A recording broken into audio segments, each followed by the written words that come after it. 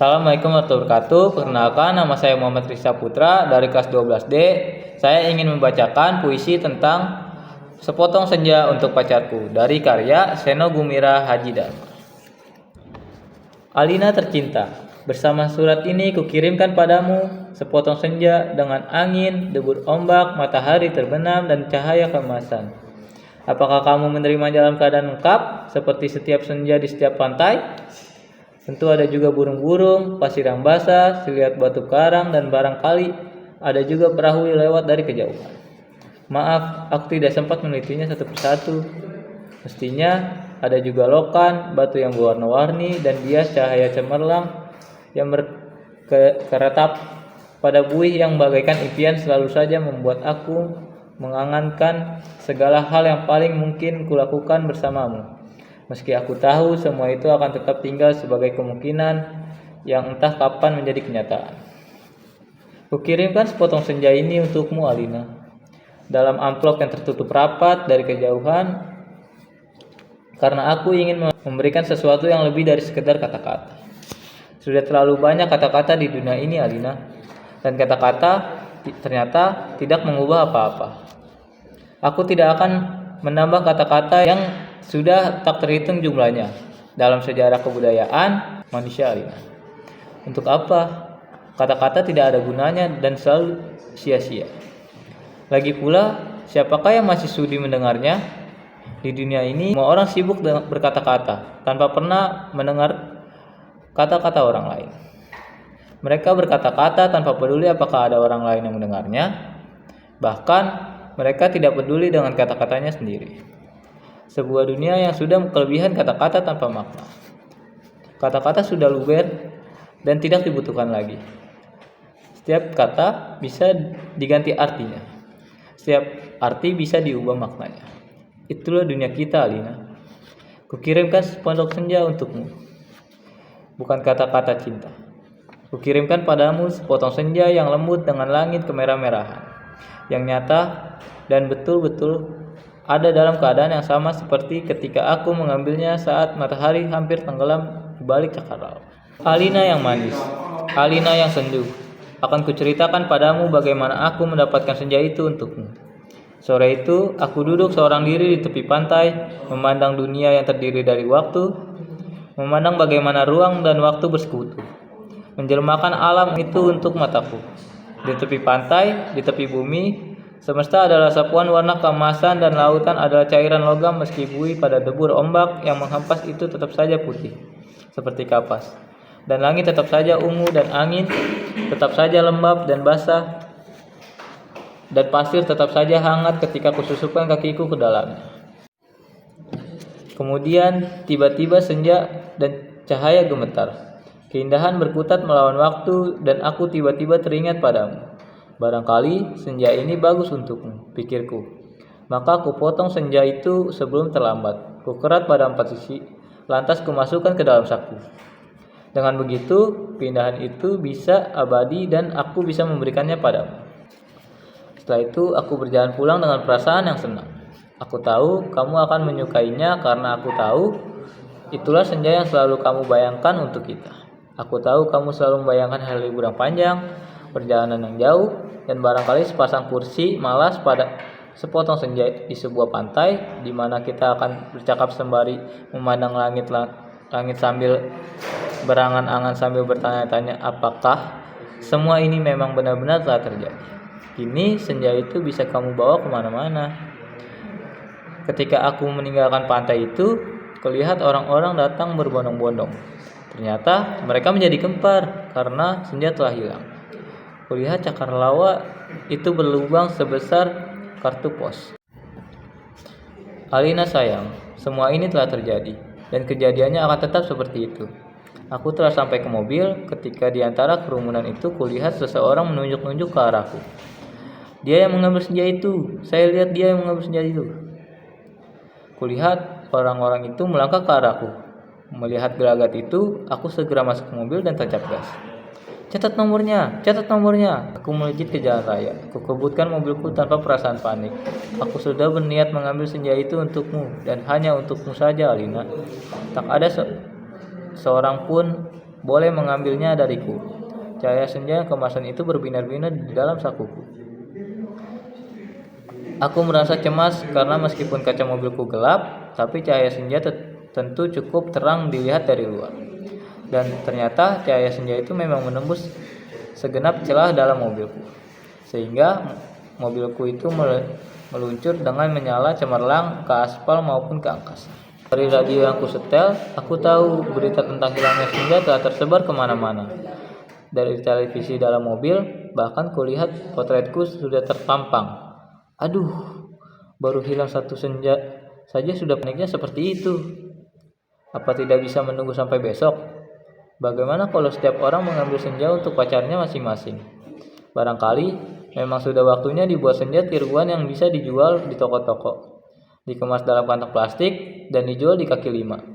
Sudah waktunya senja diproduksi besar-besaran supaya bisa dijual anak-anak pedagang asongan di perempat jalan. Senja, senja, cuma 1.003. Di jalan tol, mobilku melaju masuk ke kota. Aku harus berhati-hati karena semua orang mencariku. Sirene mobil polisi meraung di mana-mana. Cahaya kota yang tetap gemilang tanpa senja membuat cahaya keemasan dari dalam mobilku tidak terlalu kentara. Lagi pula di kota, tidak semua orang peduli apakah senja hilang atau tidak. Di kota kehidupan berjalan tanpa waktu. Tidak peduli pagi, siang, sore atau malam. Jadi tidak pernah penting senja itu ada atau hilang.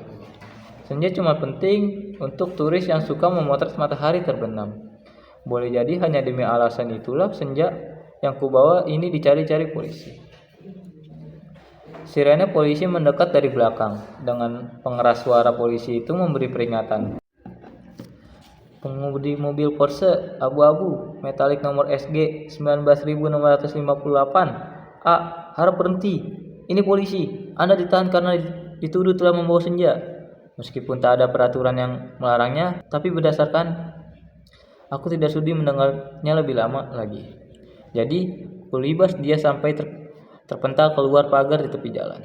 Kutancap gas dan menyelip-nyelip dengan lincah di jalanan. Dalam waktu singkat, kota sudah penuh raungan sirene polisi. Terjadi kejar-kejaran yang seru, tapi aku lebih tahu seluk-beluk kota. Jalanan dengan cahaya yang bermain warna, gang-gang gelap yang tak pernah tercatat dalam buku alamat, lorong-lorong rahasia yang hanya peruntukan bagi orang-orang di bawah tanah.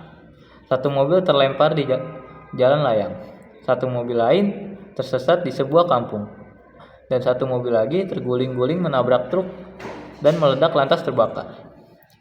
Masih ada 2 polisi bersepeda motor mengejarku. Ini soal kecil. Mereka tak pernah bisa mendahuliku. Dan setelah kejar-kejaran beberapa lama, mereka kehabisan bensin dan pengendaranya cuma bisa memaki-maki. Kulihat senja di dalam saku bajuku masih utuh. Angin berdesir. Langit semberuat ungu. Debur ombak menghampas ke pantai. Hanya pada mula senja ini keserahkan Alina. Tapi Alina, polisi ternyata tak sekonyol yang kusangka.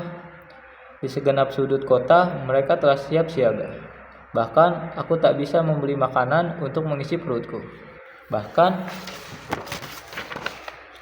di langit tanpa senja helikopter, mereka menyorotkan lampu ke setiap celah gedung bertingkat. Aku tersudut dan akhirnya nyaris tertangkap. Kalau saja tidak ada gorong-gorong yang terbuka, mobilku sudah kutinggal ketika memasuki daerah kumuh itu. Aku berlari di antara gudang, rumah tua, tiang, serta temali-temali.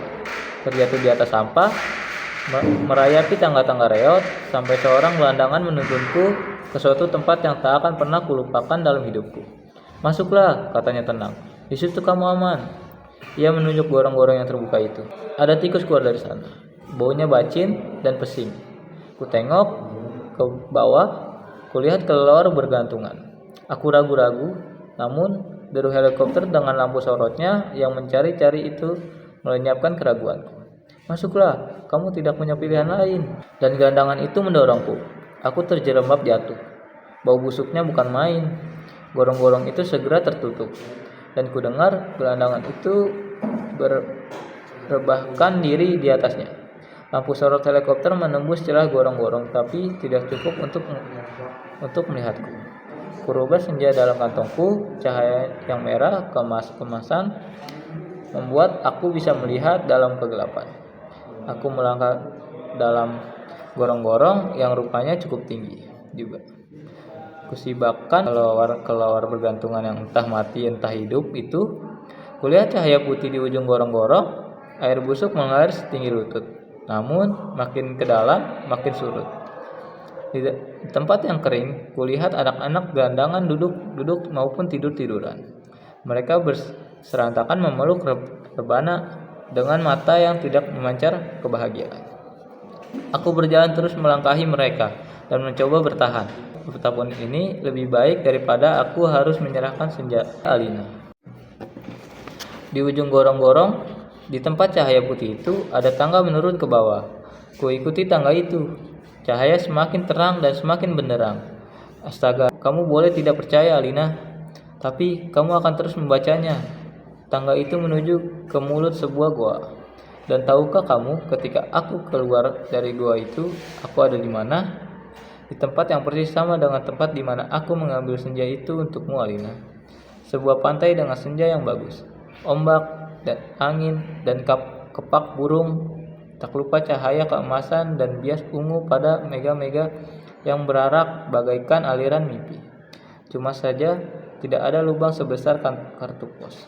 Jadi meskipun persis sama, tapi pasti bukan tempat yang sama. Tempatnya saja di dalam gorong-gorong. Aku berjalan ke sudut pantai, tenggelam dalam guyuran alam yang perawan. Nyiur tentu saja matahari dan dasar lautan yang bening dengan lidah ombak yang mendesis-desis. Tak ada contek, tak ada barbecue, tak ada marina, semua itu memang tidak perlu. Senja yang bergetar melawan takdir membiaskan cahaya keemasan ke tepi semesta. Aku sering malu sendiri melihat semua itu, Alina. Apakah semua itu mungkin diterjemahkan dalam bahasa? Sambil duduk di tepi pantai, aku berpikir-pikir. Untuk apakah semua ini kalau tidak ada yang menyaksikannya? Setelah berjalan ke sana kemari, aku tahu kalau dunia dalam gorong-gorong ini kosong melompong. Tak ada manusia, tak ada tikus apalagi dinosaurus. Hanya burung yang berkepak. Tapi ia sepertinya bukan burung yang bertelur dan membuat sarang. Ia hanya burung yang dihadirkan sebagai ilustrasi senja. Ia hanya bertepak terus di sana. Aku tak habis pikir, Alina. Alam seperti ini dibuat untuk apa? Untuk apa senja yang bisa membuat seseorang kepingin jatuh cinta itu? Jika tak ada seekor dinosaurus pun yang menikmatinya. Semesta di atas sana, orang-orang ribut kehilangan senja. Jadi begitulah, Alina. Kuambil juga senja itu. Kukerat dengan pisau Swiss yang selalu kubawa pada 4 sisinya, sehingga pada cakrawala itu terbentuk lubang sebesar kartu pos. Dengan 2 senja di saku kiri dan kanan, aku melangkah pulang. Bumi berhenti beredar di belakangku, menjadi kegelapan yang basah dan bacin. Aku mendaki tangga kembali menuju gorong-gorong bumiku yang terkasih.